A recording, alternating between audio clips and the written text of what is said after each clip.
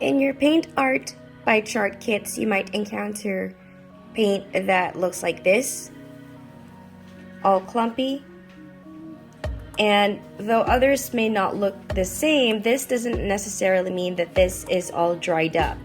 So all you have to do is just make sure that your brush is constantly new and re-wetted so that you can pick up the freshest paint.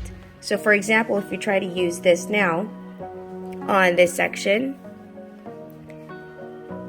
it's going to be a little bit difficult to shape the brush to the sections you want to use them on because there's already dried up paint on the tip of the brush. So all you have to do is to simply rinse this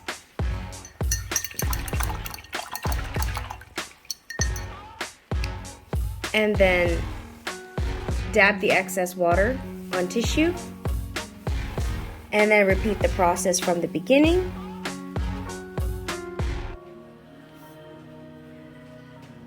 So there you go.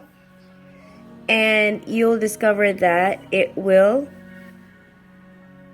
apply the paint smoothly once again. So it's not dried up paint.